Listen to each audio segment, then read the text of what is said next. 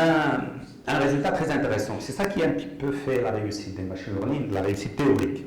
C'est que toute fonction de R vers R, je peux l'approximer par un réseau de neurones. Donc ça, c'est un théorème, théorème de l'approximation universelle. C'est que toute fonction de R vers R, un peu bornée, suffisamment régulière, peut être approchée par un réseau de neurones avec une seule couche cachée. Mais si la fonction est complexe, il faut que la couche contienne beaucoup de neurones. D'ailleurs, on voit ça, par exemple, cette fonction, on peut trouver un réseau de neurones qui l'approche. Ça, c'est un réseau de neurones, et les fonctions du réseau de neurones avec sigma, une sigmoïde, et ça me donne la même fonction. Mais c'est beaucoup plus général, ça c'est juste pour illustrer le phénomène. Donc maintenant on va parler d'un cas très intéressant, depuis quelques années ça a été proposé, c'est ce qu'on appelle les PINS, donc les Physics Informed Neural Networks. Pourquoi? Parce qu'on a pris l'habitude de dire que nous avons des données, d'images de chats, de chiens, ces images vont nous permettre de construire un modèle. Mais toute l'histoire de la physique, qui a consisté à développer des modèles à travers donc des observations, des expérimentations, et puis des développements mathématiques, par exemple des équations différentielles ou des EDP, on a eu tendance à l'ignorer pendant quelques années. Mais depuis 2017 à peu près, un peu avant, un peu après, les gens ont commencé, et c'est très récent, les développements sont très récents, ils ont commencé à dire mais non, mais il ne faut pas qu'on néglige toute la connaissance humaine qui s'est développée pendant des siècles. Et donc ils ont commencé à proposer des choses autour de ça. C'est ce que je vais essayer de présenter aujourd'hui, donc les PINS. C'est-à-dire que j'ai des données, je vais optimiser le modèle de façon à ce qu'il me donne des données, d'accord, des exemples, d'accord. Mais en plus de ça, je vais demander dans la formule, dans la fonction d'optimisation, je vais demander au modèle d'être informé, de s'inspirer des équations différentielles que j'ai du phénomène. Donc je prends cet exemple. Nous avons ici un petit ressort. Je suppose qu'il y a, un amortissement, donc le ressort il oscille, et puis bien sûr après il se stabilise. Voilà, et je veux retrouver ça par un réseau de neurones. C'est un exemple que j'ai pris, on a le code, on a tout ce qu'il faut, c'est un exemple très simple, mais c'est juste pour illustrer. Donc qu'est-ce qu'on fait? On va commencer au début par prendre les datas. Supposons que nous avons ces données. Là, on travaille sur un exemple dont on connaît la solution. Voilà, donc nous avons ces données, et je vais utiliser le réseau de neurones standard, sans équation différentielle, sans EDP. Ça me donne ça. D'accord, c'est bien, parce que ça colle avec les données. Mais le problème, supposons que je m'intéresse un peu plus loin.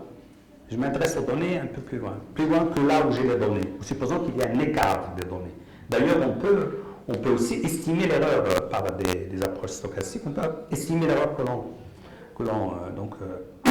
a là où on n'a pas les données et aussi là où on a les données. Donc voilà, quand j'ai éloigné, je ne retrouve pas la solution de mon équation différentielle.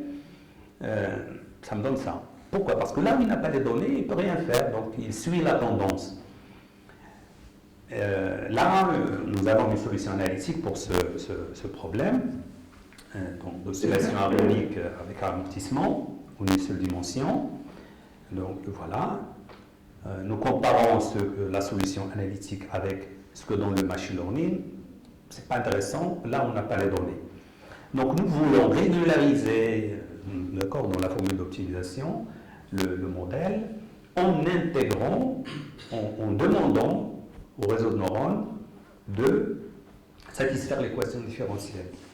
C'est pas compliqué. Pourquoi c'est pas compliqué?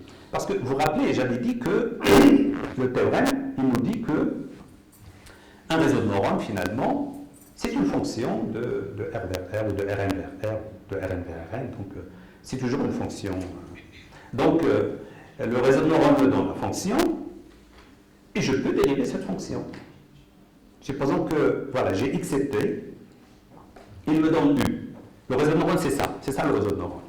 Moi, ce que je vais faire, c'est que je veux utiliser cette information physique, cette équation au dérivé partiel, d'accord?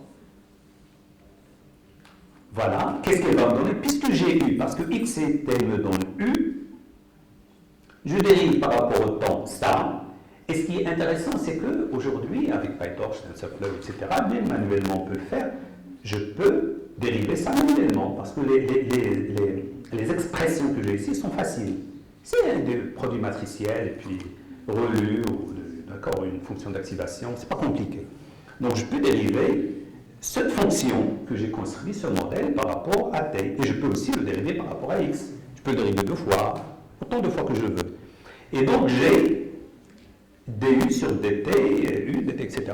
J'ai un peu l'équation différentielle. Et qu'est-ce que je vais demander? Je vais demander, dans la formule, dans l'optimisation, pas seulement que u ressemble, c'est-à-dire que quand je donne xt et que je connais la solution, que u obtenu soit égal à u prédite, d'accord, u prédite soit égal à u attendu, mais en même temps que ça soit égal à 0.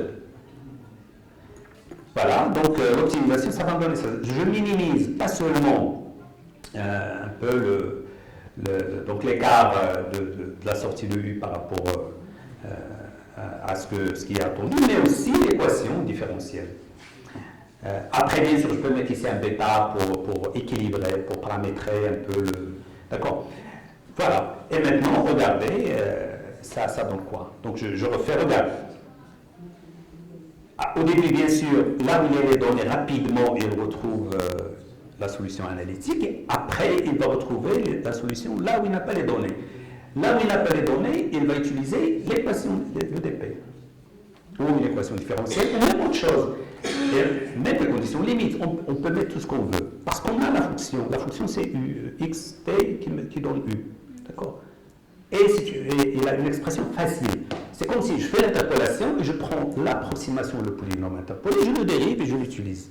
Là, au lieu d'utiliser un polynôme d'interpolation, j'utilise le réseau de neurones lui-même. Même si j'ai un réseau de neurones avec 500 couches et avec 1000 réseaux de neurones, ce n'est pas grave parce que la différenciation va se faire automatiquement.